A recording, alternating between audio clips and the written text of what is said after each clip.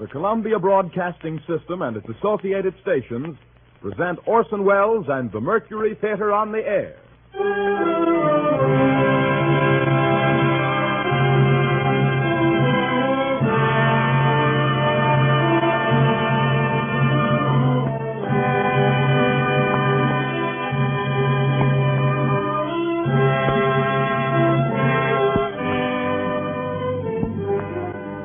Tonight, for the 20th broadcast in this series of great narratives dramatized, produced, and directed by Orson Welles, we turn again to one of the classics of the last century, The Pickwick Papers by Charles Dickens. Orson Welles and the Mercury Theatre on the air in The Pickwick Papers, starring Orson Welles as Alfred Jingle and Sergeant Buzz Fuzz.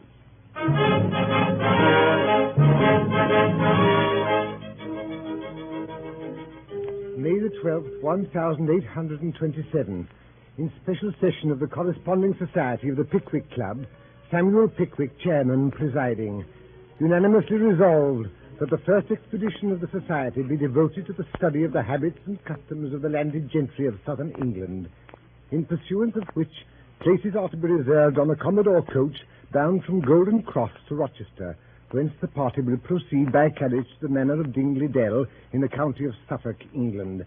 Signed, Samuel Pickwick, permanent chairman. Nathaniel Winkle, permanent vice chairman. Tracy Tupman, permanent honorary treasurer. Augustus Snodgrass, permanent secretary.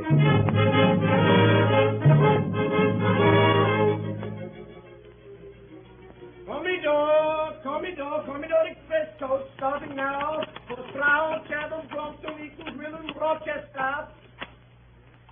Bright and still was the day, balmy the air, and beautiful the appearance of every object as our illustrious chairman rose from his bed in Goswell Street and proceeded to put himself into his clothes and his clothes into his portmanteau. As he sat down to breakfast, a casual observer might possibly have remarked nothing extraordinary in the bald head and circular spectacles, which were intently turned towards the grilled kidney that lay on the plate before him. To those who knew that the gigantic brain of Pickwick was working beneath that forehead, and that the beaming eyes of Pickwick were twinkling behind those glasses, the sight was indeed an interesting one. And how much more interesting did the spectacle become when, starting into full life and animation, he rose from the table, seized his portmanteau, inserted a telescope in his greatcoat pocket and a notebook in his waistcoat, and bade a hearty farewell to Mrs. Bardell, his landlady, and started for the street. 6 minutes later, he reached the Golden Cross. Commodore Express coach starting now for Slough, Chatham, Brompton, Eton, Gwilym, Rochester. Oh, bless me, that's our coach. This way, Mr. Pickwick, this way. Hurry there. Hurry, Mr. Pickwick. Oh, Mr. Pickwick, Mr. Pickwick! There, my portmanteau, my portmanteau! Already seated in the coach was a tall, thin young man in a shiny green coat. It was buttoned closely up to his chin, and an old stock without a vestige of shirt ornamented his throat. His face was thin and haggard. Welcome, gentlemen. Welcome, entirely welcome. Charming company. Pleasant journey. Lots of room. Brown paper parcel here. That's all. Other luggage gone by water. Packing cases nailed up. Big houses. Heavy. Blasted heavy. A moment later, we came out under the low archway which formed the entrance to Holborn Bridge. Yes, sir. That's right. Take care of your heads. Terrible place, this. Dangerous work. Other day, 5 children. Mother, tall lady, eating sandwiches. Forgot the arch. Crash. Knock. Children look around. Mother's head off. Sandwich in her hand. No mouth to put it in. Head of a family off. Shocking. Makes you think, eh, sir? Glad to meet you. Name is Jingle. Alfred Jingle. Yours, sir? Samuel Pickwick, sir. Philosopher, sir? An observer of human nature, sir. So am I. Most people are when they've little to do and less to get. Poet, sir? My friend, Mr. Augustus Snodgrass here, has a strong poetic turn. So have I. Epic poem, 10,000 lines, Revolution of July, composed on the spot. Mars by day, Apollo by night, bang the field piece, twang the lyre. You were present at that glorious scene, sir. Present? Snodgrass? Think I was. Fired a musket, fired with an idea, rushed into wine shop, wrote it down, back again, whiz, bang, another idea, wine shop again. again, pen and ink, back again, cut and slash. Noble time, sir. Sportsman, Mr. Pickwick? My friend, Mr. Nathaniel Winkle here, is a famous sportsman. Fine pursuit, sir, fine pursuit. Dog, sir? Not just now. You should keep dogs, Winkle. Fine animals, sagacious creatures. Dog of my own once. Pointer, surprising instinct. Out shooting one day. Entering enclosure. Whistle. Dog stopped. Whistled again. Ponto. No go. Stock still. Called it again. Ponto. Ponto. Wouldn't move. Dog transfixed. Staring at the board. Looked up. Saw an inscription. Gamekeeper has orders to shoot all dogs found in his enclosure. Wouldn't pass it. Wonderful dog. Valuable dog, that, sir. Very. Singular circumstance, that, Mr. Jingle. Will you allow me to make a note of it? Certainly, sir, certainly. 100 more anecdotes, the same animal. Fine girl in that carriage, sir. Do you, favor the sex, sir? Mr. Tracy Tupman here. Oh, Mr. Jingle, irresistible creatures. English girls, Tupman, not so fine as Spanish. Noble creatures, Spanish girls. Jet hair, black eyes, lovely forms. Sweet creatures, beautiful. You've been in Spain, sir? Lived there. Ages. Many conquests, sir? Conquests, thousands. Don Bellaro Fisgig, grandee, only daughter, Donna Christina, splendid creature, loved me to distraction, jealous father, high-souled daughter, handsome Englishman, Donna Christina in despair, prussic acid, stomach pump in my portmanteau, operation performed, old Bellaro in ecstasies, consent to our union, join hands and flood of tears. Romantic story, very. Is the lady in England now, sir? Dead, sir, dead. Never recovered the stomach pump, undermined constitution, fell a victim. And her father? Remorse and misery, sudden disappearance, talk of the whole city, search made everywhere without success, public fountain in the great square suddenly ceased playing, weeks elapsed, still a stoppage, workmen employed to clean it, water drawn off, father-in-law discovered sticking headfirst in the main pipe with full confession in his right boot. Took it out, and the fountain faded away again as well as ever. Will you allow me to note that little romance down? Certainly, sir, certainly. 50 more if you'd like to hear them. Strange life, sir, mine. Rather curious history. Not extraordinary, but singular. Very singular.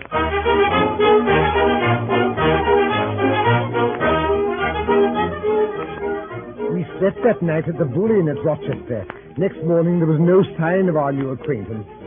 After breakfast, Mr. Pickwick called to order a special meeting of the Corresponding Society of the Pickwick Club.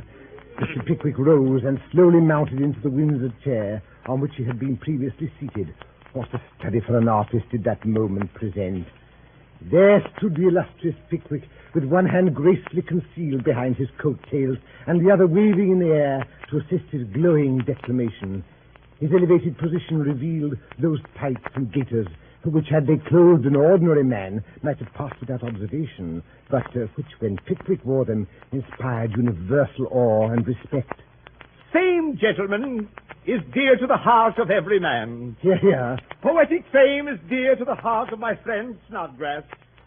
The fame of conquest is equally dear to my friend Tupman, and the desire for earning fame in the sports of the field, the air, and the water is uppermost in the breast of my friend Winkle. I will not deny, gentlemen, that I have been influenced by human passions and human feelings. Cheers. Possibly by human weaknesses. Loud cries of no.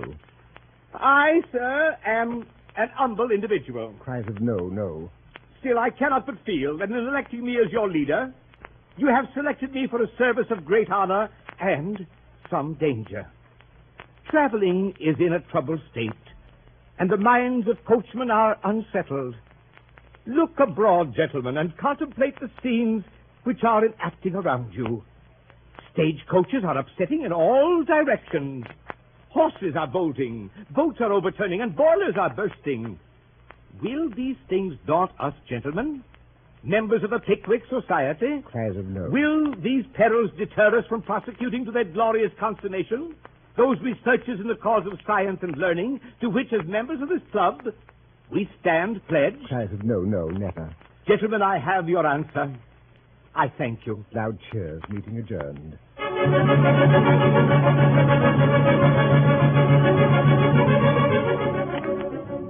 It was late in the afternoon when we reached Dingley-Dell. On the doorstep stood our host, Mr. Wardle. Beside him stood an enormous red-faced boy with his eyes closed. Hey there! Hello! Hello. Hello. Why, where have you been? We've been waiting for you all day. Well, you do look tired. Not hurt, I hope, eh? No? Well, I'm glad to hear that. Very, very glad to be sure. Joe! Wake up, Joe! Yes, sir. Let down the steps to the gentleman's shade. Yes, sir. Our friend Winkle had a little trouble. Unusually large horse. Spilt, eh, Mr. Winkle? Never mind. Common accident in these parts. Joe! Blast that boy, he's gone to sleep again. Hey, Joe! Joe! Oh, well, gentlemen, we'll soon have you put to rights. This way, welcome to Dingley Hall. Joe! Joe! Well, I'll be blowed if that boy hasn't fallen asleep again.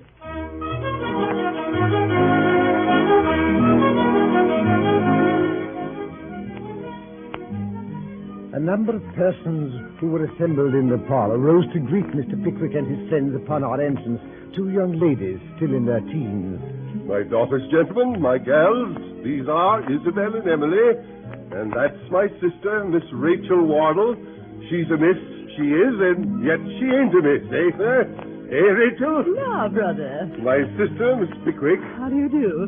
Mr. Snodgrass, my sister Rachel. How do you do? Mr. Winkle. How do you do? And Mr. Tupman, my sister Rachel. How do you do, Mr. Tupman? Charmed to make your acquaintance, ma'am. In the post of honor in the right-hand corner of the chimney-piece sat a very old lady with an ear trumpet in one hand and an orange in the other. Mr. Pickwick, Mother. I can't hear you. Mr. Pickwick, Mother. Oh, well, it don't matter. He don't care for an old woman like me, I dare say. I assure you, ma'am, that nothing delights me more than to see a lady of your time of life leading so fine a family and looking so fine and well. It's all very fine, I dare say, but I cannot hear him. Not a word, not a word.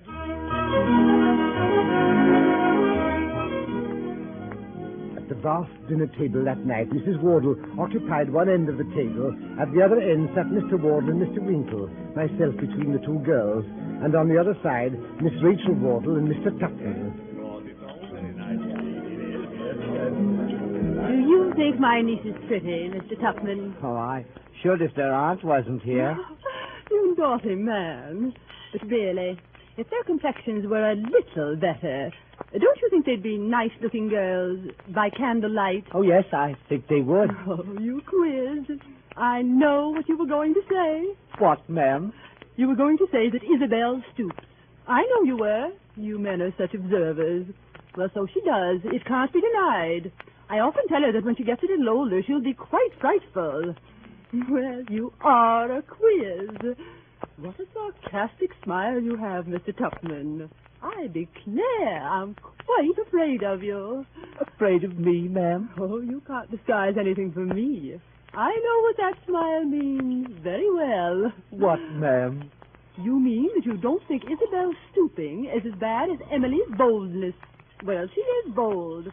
You cannot think how wretched it makes me sometimes. I'm sure I cry about it for hours together. Oh, Mr. Tupman, I know what you're thinking now. Oh, Joe, wake up, Joe. Oh, Mr. Snodgrass, you're closest to him. Be good enough to pinch him, sir. In the leg, if you please. Nothing else quite wakes him up. Oh, thank you. Joe, open another bottle of wine and pass it to the gentleman. Joe! Yes, sir. Are you awake? Yes, sir. Blast the boy. Very extraordinary boy, that. Does he always sleep in this way? Sleep, Pickwick? He's always asleep. Goes on errands asleep and snores as he cleans the silver. How very odd. Odd indeed. I'm proud of that boy. Wouldn't part with him on any account. He's a natural curiosity. Dear Joe, wake up, Joe!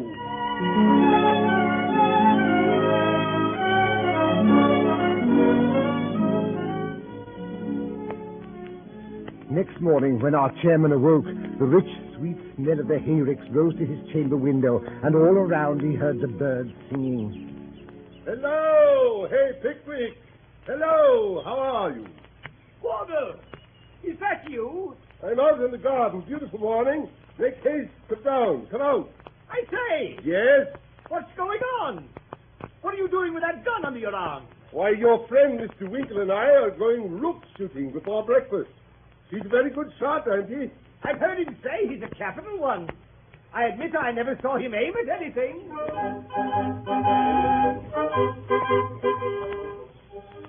Now then, all ready, Winkle? I say, wait a minute. What are those boys doing climbing those trees? Only to stop the game. To what? Why, in plain English, Mr. Tupman, to frighten the rooks. Oh, is that all? Very well. Shall I begin, Mr. Winkle? If you please. Stand aside, then. Now for it. Oh, you got one, sir. Take him up, Joe. Now, Winkle, your turn. By the way... Blasted, my gun misfired. Odd. I never knew one of my guns to misfire before. Let me see it. Why, I don't see anything of the cap. Oh, bless my soul. I declare I forgot the cap. Well, here you are. Here's the cap. Try again. Now ready. All right, boys. Oh!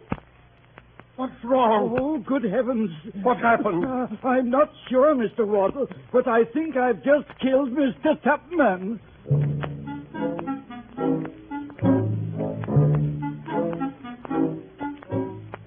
The surgeon came.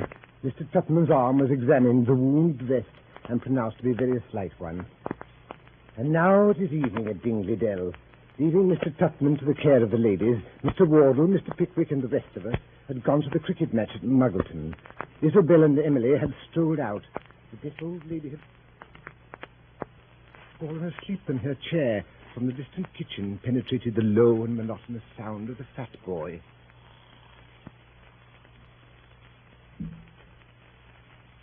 Mr. Tupman. Miss Wardle, you are an angel. Mr. Tupman. Nay, I know it but too well. All women are angels, they say. Then what can you be? Or to what, without presumption, can I compare you, Miss Wardle? There was a woman ever seen who resembled you.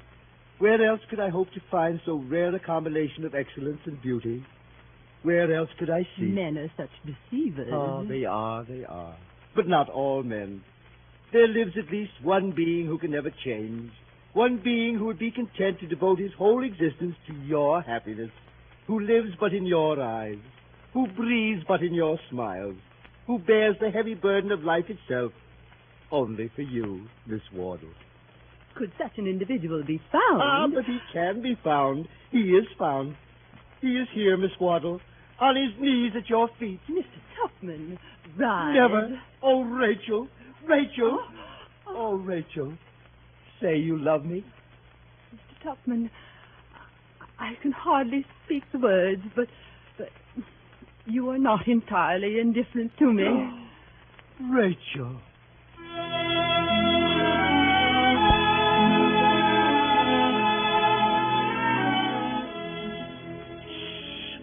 Mrs. Wardle! Mrs. Wardle! Oh, gracious. What is it, Joe? Oh, Mrs. Now, Joe, I'm sure I've always been a good mistress to you, Joe. You've invariably been treated very kindly. You've never had too much to do, and you've always had enough to eat. I know he has. But oh, Mrs. Then what can you want to do now? I wants to make your flesh creep. What do you think I see in the arbor just now? Bless us, what? The strange gentleman, him as had his armor, a-kissing and a-hugging. Oh, Joe. None of the servants, I hope. Worse than that. Not one of my granddaughters. Worse than that. Worse than that. Who was it, Joe?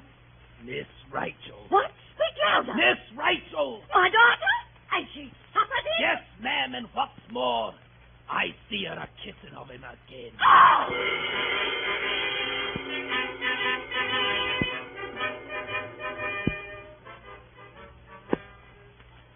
Then 11, 12. 12 o'clock had struck, and the gentleman had not returned from the cricket match. Consternation reigned at Dingley Dell.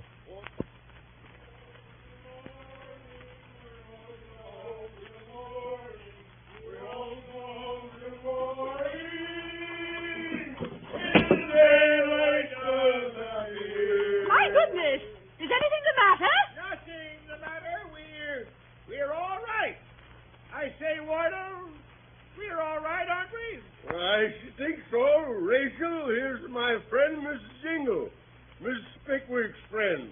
Miss Jingle has come on a little visit to Dingley Dell. Nothing the matter, ma'am. No cause for alarm in feminine breasts, none whatsoever. Cricket dinner, glorious party, capital songs, old port, claret, good, very good wine, ma'am. Wine, wine. We won't go home till morning. We won't go home till morning. We won't go home till morning. Till daylight doth appear.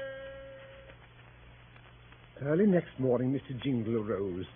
Since none else in the house was about at that hour, he had the honor of breakfasting alone with Mrs. Wardle.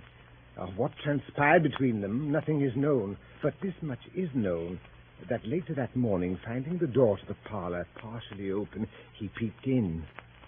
Miss Rachel, forgive intrusion, short acquaintance, no time for ceremony. All discovered. Sir? Hush. Large boy, dumpling face, round eyes, Joe, treacherous dog, overheard everything. Told the old lady furious, wild, raving, Arbor Tupman, kissing and hugging, all that sort of thing, eh, ma'am, eh? Mr. Jingle, if you have come here, sir, to Not at insult all, me... not at all, by no means. Old lady told me over scrambled eggs, came to warn you of your danger, tender services, prevent the hubbub. Never mind, think it an insult, leave the Oh, room. dear, what shall I do? My brother will be Of furious. course he will, outrageous. Oh, Mr. Jingle, what can I say? Thing dreamt it, nothing more easy. Blackguard boy, lovely woman, fat boy, horsewhipped. You believed, end of matter, all comfortable. Ah. You seem unhappy, Mr. Jingle. May I not inquire into the cause? Unhappy cause and your love bestowed upon a man who is insensible to the blessing who even now, but no, he is my friend. I will not expose his vices. Miss Wardle, farewell. Stay, Mr. Jingle. You have made an allusion to Mr. Tupman. Explain it. Never. Mr. Jingle, I entreat, I implore you, if there is anything dreadful mystery connected with Mr. Tupman, reveal it. Can I see lovely creature sacrificed at the shrine, heartless avarice? Tupman, madam, only wants your money.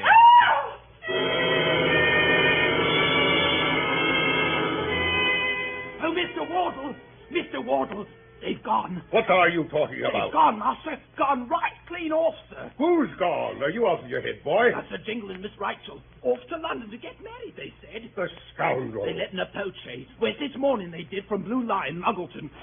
I was there, Mr. Wardle, but I couldn't stop them, so I run off to Teddy. Good Lord, what should we do? You? Joe, where's the gate? The gate. I'll get a chaise to the lion, I'll follow them. I'll go with you. You're a good fellow, Pickwick. Are you ready? I'm ready. All right, here's the gate, sir. Ready to go. Come on, Pickwick. We'll catch 'em this side of London, or we'll break our necks trying.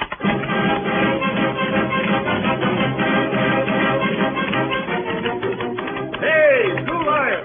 Chaise and four directly. Out with them, hurry! Right, you are, Mr. Wardle. Now, boys, chase the four out. Make tight for the line there. How much are they ahead? Oh, about 2 hours. Which way did they go? London Road, sir. London Road. In you get, Pickwick. Off with you, coachman. The 7-mile stage is less than a half an hour, and the guinea's yours.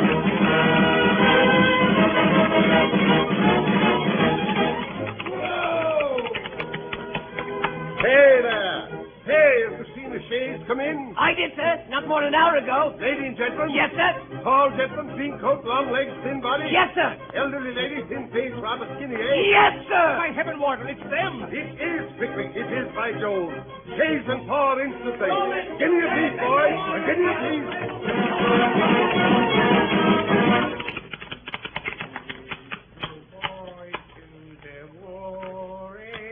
Hey there. Boots. Yes, sir. Boots. Yes, sir. Is this the White Hart Inn? It is, sir. This is a curious old place of yours, my friend. If you'd sent word you was a-coming, we'd had it repaired. The fact of the matter is that if you'll stop polishing those boots for a minute and answer our questions, you won't regret it. Won't regret it, eh? We want to know who you got stopping here at present. Who we got stopping here? Well, there's a wooden leg in number 6. There's a pair of Essians in 13. There's 2 pair of half shoes in the commercial. There's easier painted tops in the snuggery inside the bar. And 5 more tops in the coffee room. Nothing more. Hey, stop a bit. Yes, there's a pair of Wellingtons, a good deal worn, and a pair of ladies' shoes in number 5. Come in less than an hour ago. What sort of shoes? Country make. Any maker's name? Brand. Where of? Muggleton. Muggleton? It is them. Pickwick, we found them. Yeah, easy there. The Wellingtons went out half hour ago. The doctor's Cummings. Come back with a license. With the license? Then we're just in time. Come on. Show us the room, Boots. Velle's the name, sir. Sam Velle. Well, here's a sovereign, Weller. You see this? I do, sir. Show us into that room at once without announcing us, and it's yours. Understand? Right to the trivet. This way, gentlemen. What is it? It's me. Open the door. Open the door, Rachel. We'll break it in. Hi! Oh, you're a nice scoundrel, aren't you, Jingle? I'll have you prosecuted. Indicted. I'll ruin you. You hear? And you, Rachel, at a time of life when you ought to know better. What do you mean by running away with a vagabond, disgracing your family, and making yourself miserable? Get on your bonnet, quickly. Do nothing of the kind, my dear, nothing of the kind. Leave the room, sir. No business here. Ladies free to act shippeases. More than 1 in 20. More than 1 in 20, more than 1 in 40. I'm not. You are. You're 50 if you're an hour. As for you, Jingle, I've a good mind to break every bone in your body. Idle threats, sir, idle threats, impetuous nature. Mr. Wardle, you and I, men of the world, one thing another. Do sit down, sir. Humble lodgings, talk it over. Pro and con. Surely, Mr. Wardle. No compromise with the likes of you, sir. One moment, Pickwick. Mr. Jingle, how much will you take? 50 pounds? It won't do. Not half enough. Think it over. There's a great deal to be done with 50 pounds, my dear sir. More to be done with 150. Won't waste time in splitting straws. Say 70. Won't do, sorry. 80. I'll write you a check at once. Won't do. Will you tell me what will do? Expensive affair, this, sir. Expensive affair. Money out of pocket, posting, £9, license, 3, that's 12, compensation, 112, breach of honor, and, loss of lady. Yes, never mind the loss. Say 100. Come. And 20. Come, I'll write you a check. I'll make it payable the day after tomorrow, and we can get her away meanwhile. I'm writing you a check for 100 pounds. 120. Very well, then, 120. Here you are. And mind you, Pickwick, that nothing should have induced me to make this compromise, not even regard for my family, if I hadn't known that the moment this man gets any money in that pocket of his, he'll go to the devil faster, if possible, than he would without it. And now, sir, will you leave this house? Off directly. Bye-bye, Wardle. Bye-bye, Pickwick. Here's the license. Get the name altered. Take home the lady. Do for Tupman.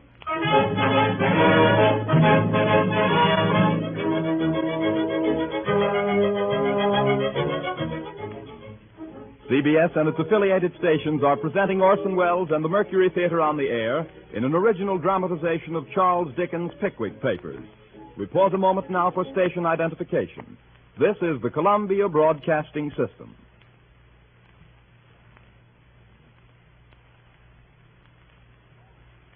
Charles Dickens' Pickwick Papers, brought to you by the Mercury Theatre on the air and starring Orson Welles as Alfred Jingle and Sergeant Buzzfuzz.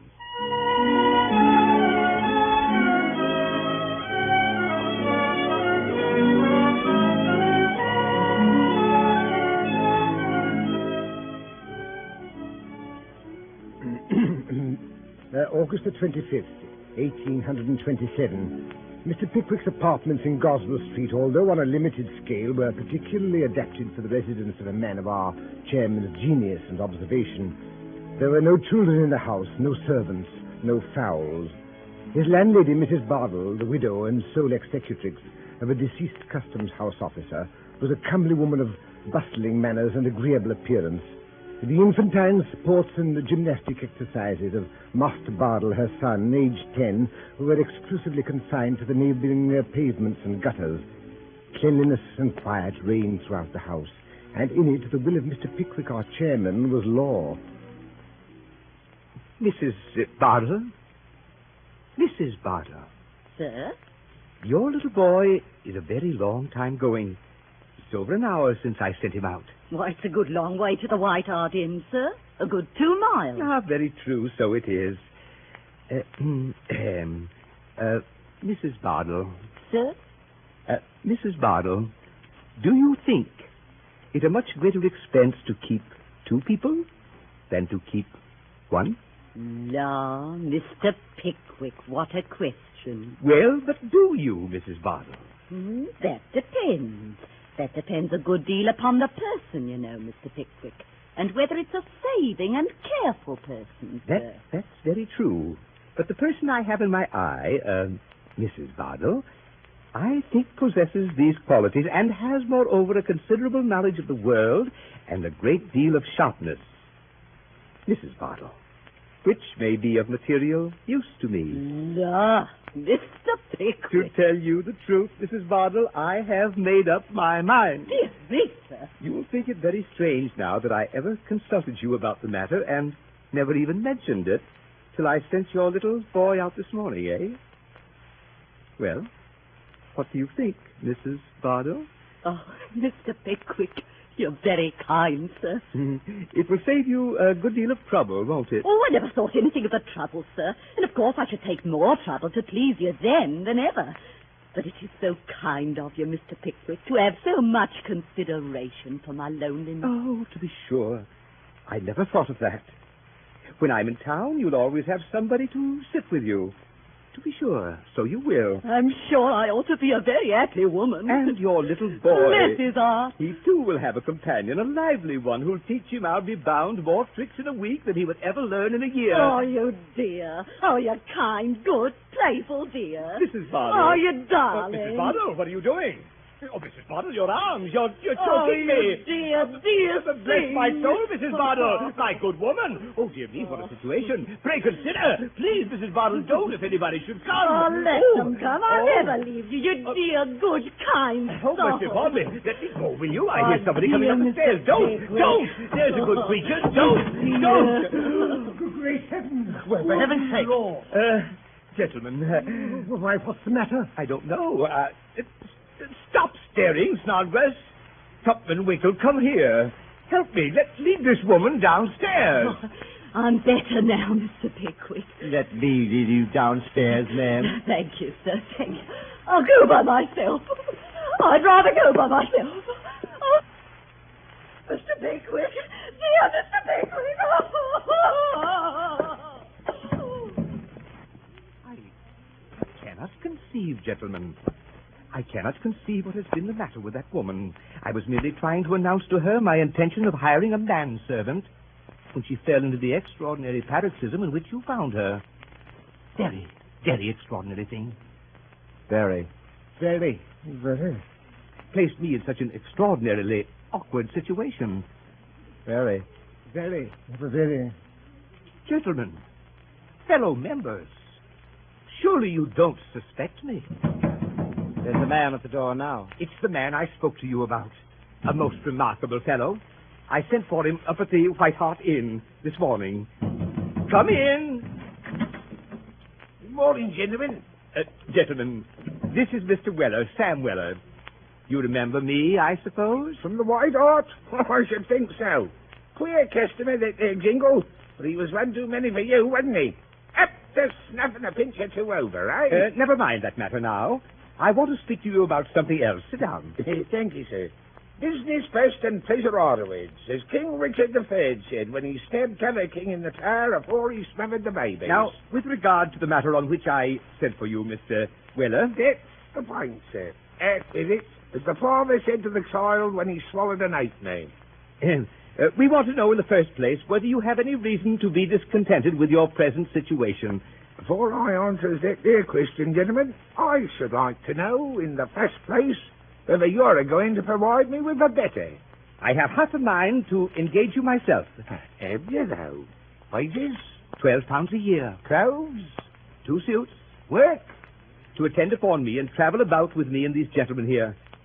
Do you accept the situation? The terms is agreed on. I'm let to a strange gentleman, and if the clothes fits me off as well as the place, they'll do. Take the bill, Dan.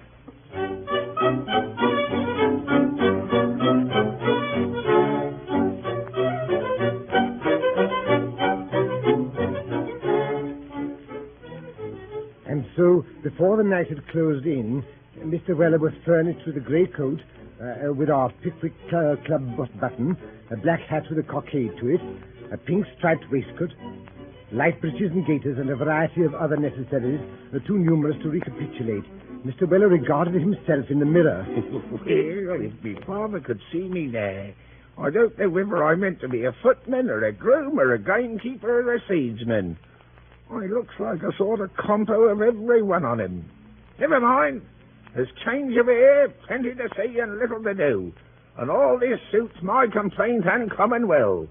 So long life to the Pickwicks, says I.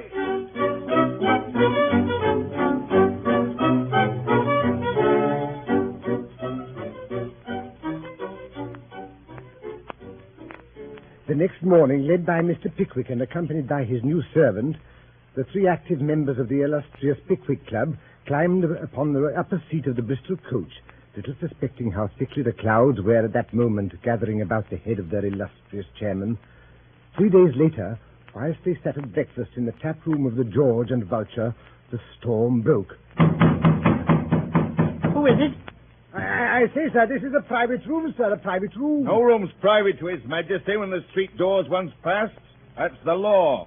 Some people maintain that an Englishman's house is his castle. That's gammon. Here, young fella. It's my opinion that you're coming in a great deal too strong. As a mail coachman said to the snowstorm when it overtook him. Quiet, you. Which one of you is Mr. Pickwick? My name's Pickwick. My name's Law. What? Law, civil power, and executive. Them's me titles. There's me authority. In the name of the peace of our suffering Lord the King, studied on that case, made and provided, and all regular. In pursuance of which I deliver to you, Pickwick, this communication. What do you mean by this insolence? Leave the room, sir. That I will, and gladly, sir. No offence taken, I hope, where none meant. Good day, gentlemen.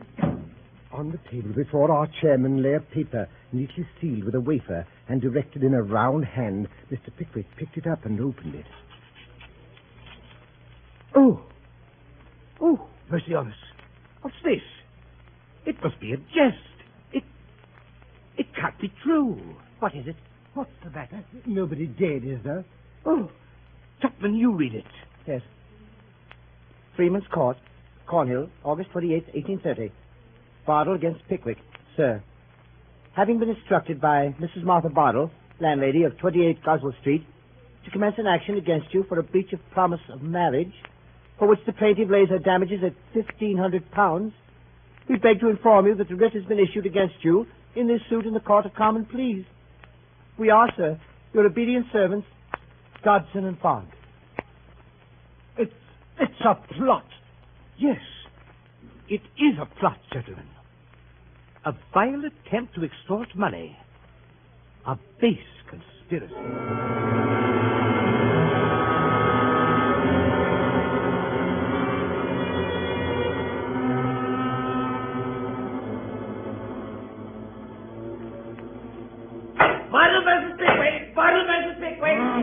Sergeant Vice. I'm to the plaintiff, Lord. Who is with you, Brother Busbuzz? Mr. Simpkins, rise, Mr. Simpkins. Sergeant Snubbin. I appear for the defendant, my lord. Anybody with you, Brother Snubbin? Mr. Funky, my lord. Sergeant Buzzfuzz and Mr. Skunkan for the plaintiff. For the defendant, Sergeant Snubbin and Mr. Monkey. Beg your lordship's pardon, Funky. Oh, very good. Go on. Sergeant Buzzfuzz, you open the case. I do, my lord.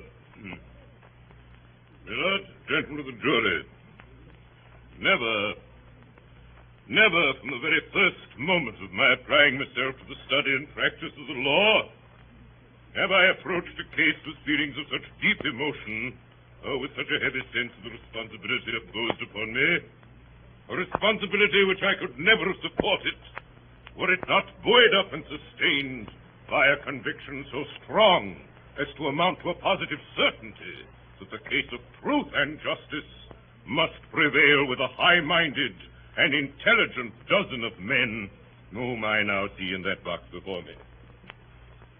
This is an action, gentlemen, for a breach of promise of marriage in which the damages are laid at £1,500. The plaintiff, gentlemen, is a widow. Yes, gentlemen, a widow. Her name is Mrs. Bardell. The late Mr. Bardell, after enjoying for many years the esteem and confidence of his sovereign, as one of the guardians of his royal revenues, glided almost imperceptibly from the world to seek elsewhere for that repose and peace which a custom house can never afford. Some time before his death, he had stamped his likeness upon a little boy.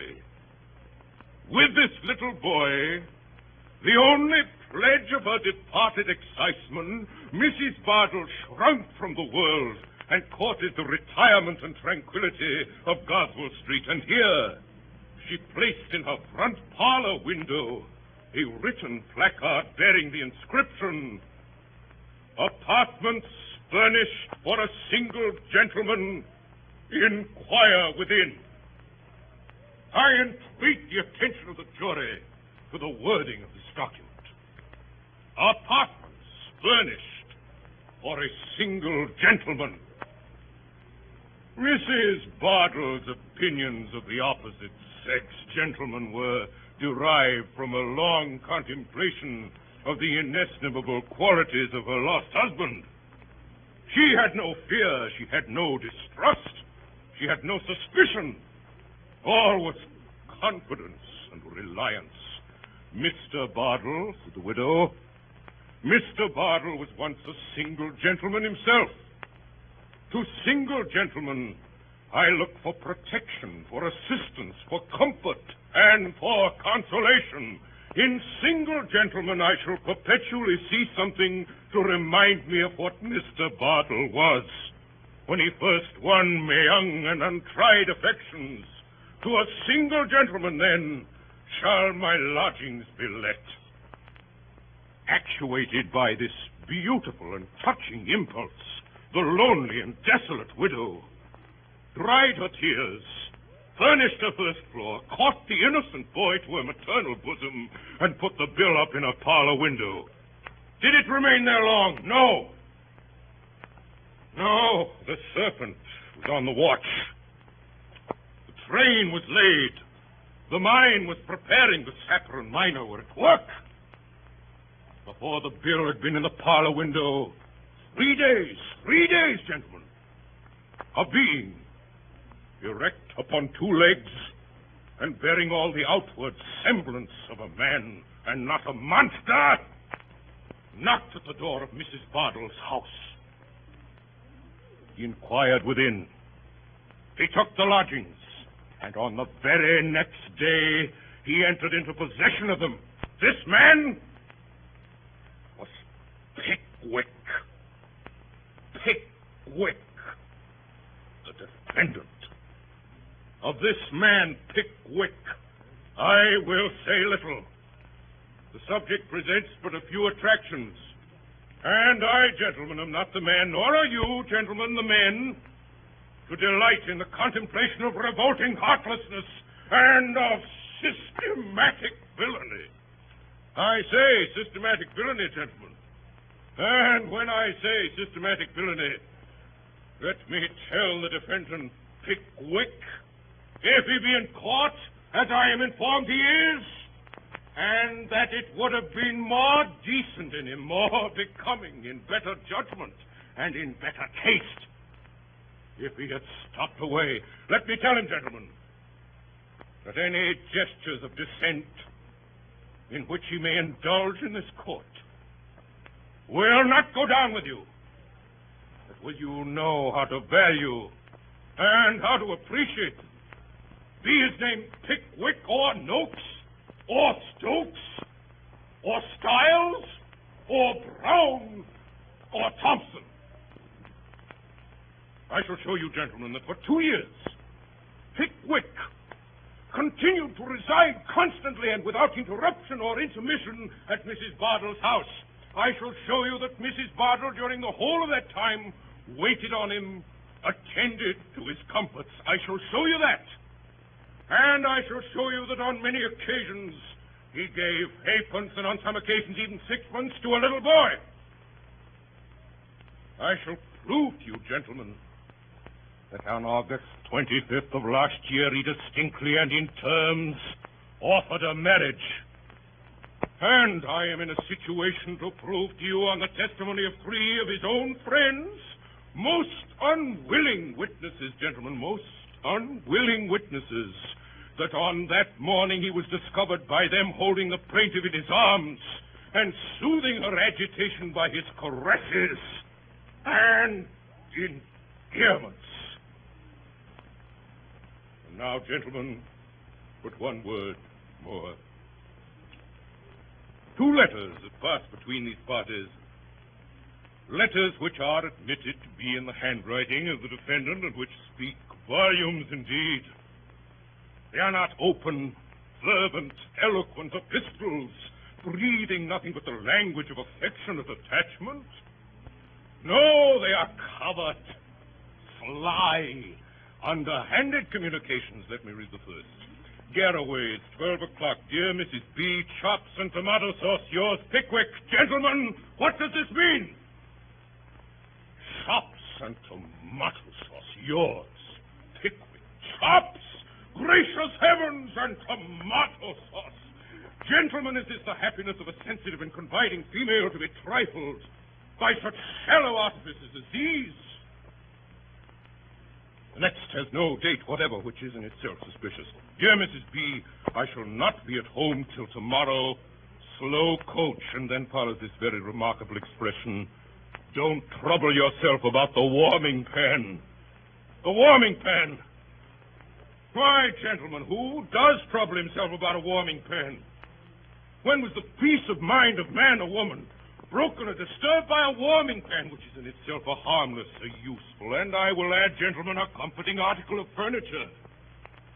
Why is Mrs. Bardell so earnestly entreated not to agitate herself about this warming pan unless, as is no doubt the case, it is a mere cover for hidden fire, a mere substitute for some endearing word or promise agreeably to a preconcerted system of correspondence artfully contrived by Pickwick with a view to his contemplated desertion, and which I am not in a condition to explain. But not of this, gentlemen. It is difficult to smile with an aching heart. It is ill jesting when our deepest sympathies are awakened. My client's hopes and prospects are ruined, but Pickwick, gentlemen, Pickwick, the ruthless destroyer of this domestic oasis in the desert of Goswell Street, Pickwick, who has choked up the well and thrown ashes on the sward, Pickwick, who comes before you today with his heartless tomato sauce and warming pans, Pickwick still rears his head with unblushing effrontery and gazes without a sigh on the ruin he has made. Damages. Damages, gentlemen. Heavy damages is the only punishment with which you can visit him, the only recompense you can award to my client. And for those damages, she now appeals to an enlightened, a high-minded, a rightful feeling, a conscientious, a dispassionate, a sympathizing, a contemplative jury of her civilized countrymen. First witness, Tracy Tupman. Tracy Tupman. Nathaniel Winkle. Nathaniel Winkle. Nathaniel Winkle. Here, Your Honor. Now, don't look at me, sir. Look at the jury. Now, sir, have the goodness to let his lordship and the jury know what your name is, will you? Winkle. What's your Christian name, sir? Nathaniel, sir. Daniel? Any other name? Nathaniel, sir. My lord, I mean. Nathaniel Daniel or Daniel Nathaniel? No, my lord. Only Nathaniel, not Daniel at all. What did you tell me it was Daniel for, then, sir? I didn't, my lord. You did, sir. How could I put Daniel down in my notes unless you told me so, sir? I don't know, Your Honor. You'd better be careful, sir. Now, Mr. Winkle, attend to me if you please, sir. And let me recommend you, for your own sake, to bear in mind his lordship's injunction to be careful. I believe you are a particular friend of Pickwick, the defendant. Are you not? I have known Mr. Pickwick now as well as I recollect at this moment. Pray, Mr. Winkle, do not evade the question. Are you or are you not a particular friend of the defendant? I just about... Will you or will you not answer the question, sir? If you don't answer the question, you'll be committed, sir. Come, sir, yes or no, if you please. Yes, I am. Yes, you are. Why couldn't you say so at once, sir? Perhaps you know the plaintiff, too, eh, Mr. Winkle? I don't know her. I have seen her. Oh, you don't know her, but you've seen her. Now have the goodness to tell the gentlemen of the jury what you mean by that, Mr. Winkle. I mean that I am not intimate with her, but I have seen her when I went to call on Mr. Pickwick in Goswell Street. Pray, Mr. Winkle, do you remember calling on the defendant Pickwick at these apartments in the plaintiff's house in Goswell Street on one particular morning in the month of August last? Yes, I do. Were you accompanied on that occasion by a friend of the name of Tupman and another by the name of Snodgrass? Yes, I was. Are they here? Yes, they Pray are. attend to me, Mr. Winkler, never mind your friends. Now, sir, Tell the gentlemen of the jury what you saw on entering the defendant's room on this particular morning. Come out with it, sir. We must have it sooner or later. The defendant, Mr. Pickwick, was holding the plaintiff in his arms with his hands clasping her waist, and the plaintiff appeared to have fainted away. Did you hear the defendant say anything? I heard him call Mrs. Bardell a good creature, and I heard him ask her to compose herself. For what a situation it was if anybody should come, or words to that effect. Now, Mr. Winkle, I have only one more question to ask you, and I beg you to bear in mind his lordship's caution. Will you undertake to swear that Pickwick, the defendant, did not say on the occasion in question, "My dear Mrs. Bardell, you're a good creature. Compose yourself to this situation, for to this situation you must come," or words to that effect? I didn't understand him so, certainly. I was on the staircase and couldn't hear distinctly. The impression on my mind... Gentlemen of the jury, what none of the impressions on your mind, Mr. Winkle, which I fear would be of little service to honest, straightforward men. You were on the staircase and didn't distinctly hear, but you will not swear that Pickwick did not make use of the expressions I've quoted? Do I understand that? No, I will not. That is all, Your Honor. Call Samuel Weller. Samuel Weller! Samuel Weller? Witness. Yes, me lord? What's your name, sir? Sam Weller, me lord. You spell it with a V or a W? It depends upon the taste and fancy of the speller, me lord. I never had occasion to spell it more than once or twice in my life. But I spells it with a V. Quite right, too, Sammy Bill, quite right. Put it down a V, me lord. Put it down a V. Who is that? Who dares to address the court? Usher! Usher! Yes, my lord. Bring that person here instantly. Yes, my lord. Witness, do you know who that was? I rather suspect it was the Alden. Who? Me father, me lord. Do you see him here now? No, I don't, me lord. If you could have pointed him out, I would have committed him instantly. Sergeant Busbuzz, your witness. Now, Mr. Weller. Now, sir? I believe you are in the service of Mr. Pickwick, the defendant in this case. Speak up, if you please, Mr. Weller. I means to speak up, sir. I am in the service of that there gentleman. And a very good service it is, too. Little to do and plenty to get, I suppose. Quite enough to get, sir. As the soldier said when they ordered him 350 less. You must not tell us what the soldier or any other man said, sir. It's not evidence. Very good, me lord. Do you recollect anything particular happening on the morning when you first engaged by the defendant? Eh, Mr. Weller? Yes, I does, sir. Have the goodness to tell the jury what it was. I had a regular new fit out of clothes that morning, gentlemen of the jury. And that was a very particular and uncommon circumstance with me in them days. You had better be careful, sir. So Mr. Pickwick said at the time, me lord. And I was very careful of that there suit of clothes. Very careful indeed, me lord. Do you mean to tell me, Mr. Weller, that you saw nothing of this fainting on the part of the plaintiff in the arms of the defendant, which you have heard described by the witnesses? Certainly not. I was in the passage till they called me up, and then the old lady wasn't there. Now attend, Mr. Weller. You were in the passage, and yet saw nothing of what was going forward. Have you a pair of eyes, Mr. Weller? Yes, I have a pair of eyes, and that's just it. If they was a pair of patent double-million magnifying gas microscopes of extra power, perhaps I might be able to see through a flight of stairs and a deal door. But being only eyes, you see, my vision's limited. Now, Mr. Weller, I'll ask you a question on another point, if you please. If you please, sir. Do you remember going up to Mrs. Bardell's house one night in August last? Oh, yes, very well. Oh, you do remember that, Mr. Weller. I thought we should get at something at last. I rather thought that too, sir. Well, I suppose you went up to have a little talk about this trial, eh, Mr. Weller? I went up to pay the rent, but we did get a talking about the trial. Oh, you did get a talking about the trial. Now, what passed about the trial, will you have the goodness to tell us, Mr. Weller? With all the pleasure in life, sir. After a few unimportant observations from the two virtuous females as was there, the ladies gets into a very great state of admiration at the honourable conduct of Mr. Dodson and Fogg, Them two gentlemen as is sitting near you now. The attorneys for the plaintiff, my lord. Well, they spoke in high praise of the honorable conduct of Messrs. Dodson and Fogg, the attorneys for the plaintiff, did they? Oh, yes. They said what a very generous thing it was of them to have taken up the case on spec and to charge nothing at all for costs, unless they got him out of Mr. Pickwick. My lord, it's perfectly useless attempting to get any evidence through the impenetrable stupidity of this witness. I will not trouble the court by asking him any more questions. Stand down, sir. Would any other gentleman like to ask me anything? You may go down, sir. Thank you, sir. Good work, Samuel. Good work.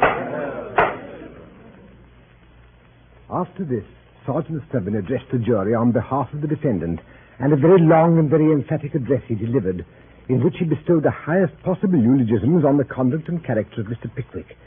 Then Mr. Justice Starley summed up in the old established and most approved form. If Mrs. Bardell, the plaintiff, were right, it was perfectly clear that Mr. Pickwick, the defendant, was wrong. And if they thought the evidence of Mrs. Bardell, the plaintiff, worthy of credence, they would believe it, and if they didn't, why they wouldn't. The jury then retired to their private room to talk the matter over, and the judge retired to his private room to refresh himself with a mutton chop and a glass of sherry. A quarter of an hour later, the jury came back. The judge was fetched in. Is that in the judge? Gentlemen of the jury, are you all agreed upon your verdict? We are. Do you find for the plaintiff or for the defendant? For the plaintiff. With what damages, gentlemen? £750. Defendant, have you anything to say? Mr. Pickwick took off his spectacles, carefully wiped the glasses, folded them into his case, and put them into his pocket. Then, having drawn on his gloves with great nicety, he rose to his feet. I wish to say, my lord, that not one farthing of costs or damages will you ever get from me. You may try and try and try again, Messrs. Dodson and Fogg, but not one penny will you get if I spend the rest of my existence in a debtor's prison.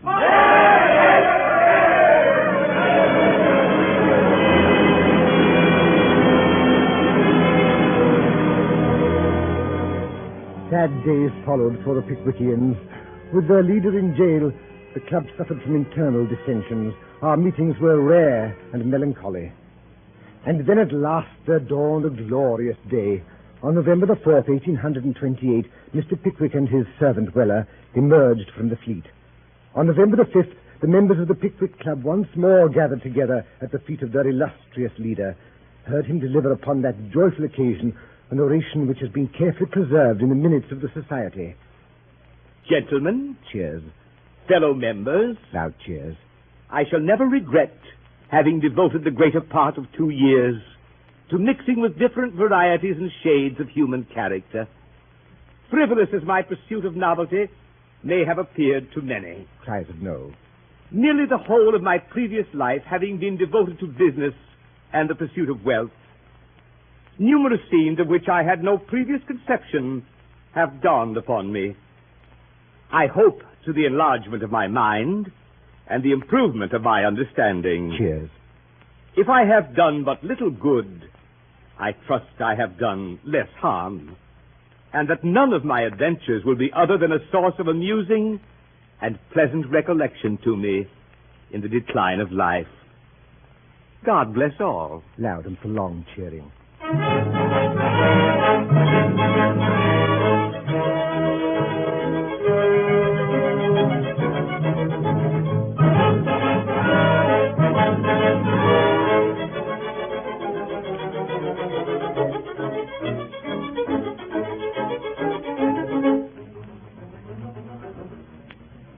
Tonight, the Columbia Broadcasting System and its affiliated stations have brought you a Mercury Theatre on the Air production of The Pickwick Papers by Charles Dickens. The adaptation for radio was made by Orson Welles, who also directed the entire production. This has been the 20th in the weekly CBS series featuring this brilliant Broadway company in dramatized narratives from the world's great literature. In the cast tonight was Samuel Pickwick, played by that unstarred star of the Mercury Theatre on the Air, Mr. Ray Collins. Augustus Snodgrass, by Mr. Alfred Shirley. Mr. Tracy Tupman, he of the excruciatingly warm heart, and Mr. Frank Reddick. Nathaniel Winkle, the huntsman, Mr. William Podmore, Mr. Wardle, Mr. William Pringle. Joe, the fat boy who always slept, was Elliot Reed. Rachel, the spinster sister of Mr. Wardle, was Mary Wicks. Sam Weller was Mr. Eustace Wyatt. Mrs. Bardell, Brenda Forbes, Mr. Fogg, McGregor Gibbs, Sergeant Snubbins, Edgar Beria, and finally, Sergeant Buzzfuzz and Mr. Jingle, whom you probably recognize. The orchestra was directed by Bernard Herrmann, and Davidson Taylor supervised the production for CBS.